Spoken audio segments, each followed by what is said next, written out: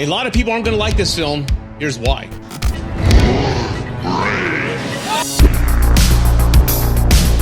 MaXXine is the epic conclusion of the Ty West and Mia Goth trilogy that started way back in 2022 with X and then followed by Pearl.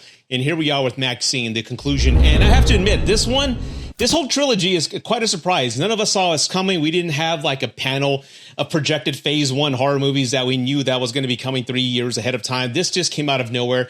And for me, it's been a pleasant surprise. I can't lie. Now, all 3 films give us a unique filmmaking stamp of the era the film took place in. With X, you had a 70s slasher film. With MaXXine, you had the Technicolor Wizard of Oz type of golden Hollywood age. And with MaXXine, no kidding, you have a straight-to-video B movie that was played on Showtime after 10 p.m.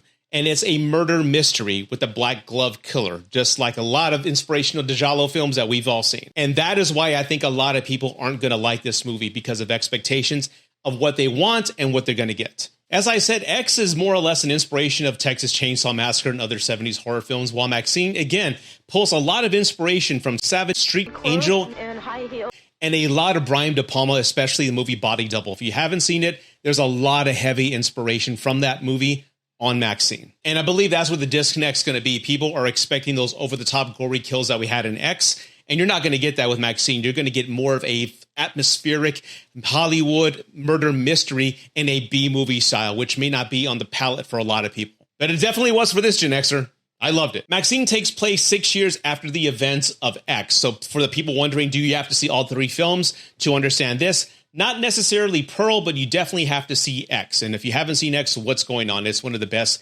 slasher films of the most recent years. But again, MaXXine takes place 6 years after those events, and MaXXine has established herself as an adult star in Hollywood, and she's looking to transition over to the Hollywood limelight, the main stage, similar to stars like Marilyn Chambers, Sylvester Stallone, and hell, even nowadays, Kim Kardashian.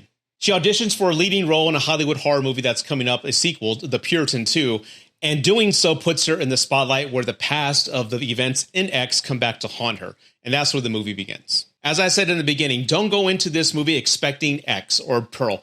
This is going to be a unique stamp, just like Ty West has intentionally designed all these films to be. It's a unique experience. And again, it's a B movie, straight to video, those same movies that you see on Showtime after 10 p.m. at night in the 80s. That is what you're going to get. And again, that's what makes this trilogy so damn unique. Now, of course, of the past week, if you saw the previous video I uploaded, I haven't really been looking at what the pulse has been or the discourse has been for MaXXine.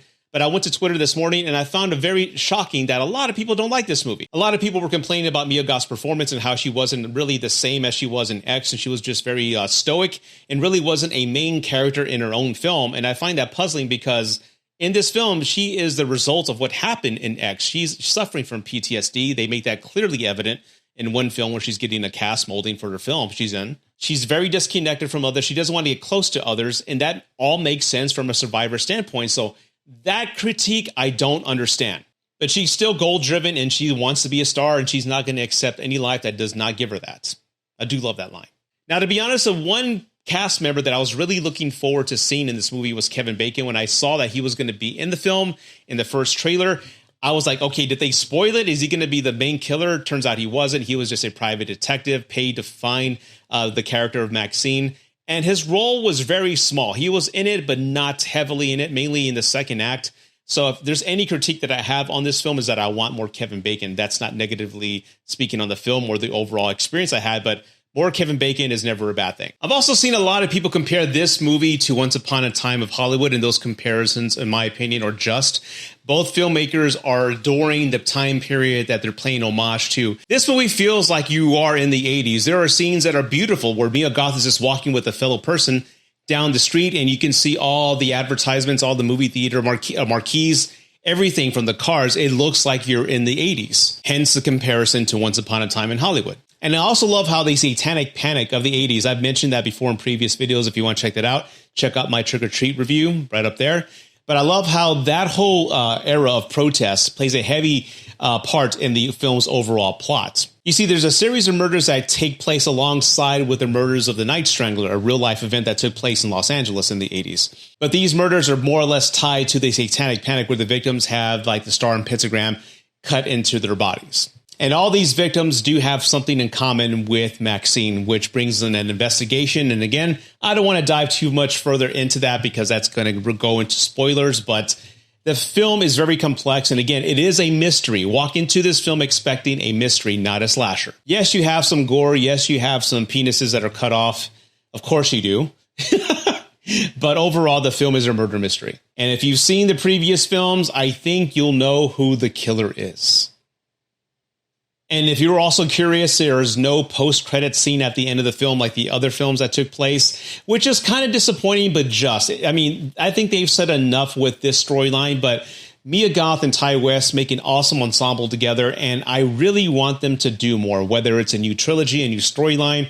I want them doing more films because, again, this trilogy was unexpected, as I mentioned earlier in the video. We did not see this coming, and they're great together. Mia Goth is just an amazing actress, and especially I love how each of these films highlights her range, especially with Pearl and especially the audition scene in this movie. So I really hope they work together in future projects because, again, they're amazing. I've also heard some critics complain about the third act of the film, how when they tie everything up into a nice bow, it really kind of maybe didn't meet their expectations. And again, I think expectations are going to be the enemy to a lot of people going in expecting a certain story and not getting that.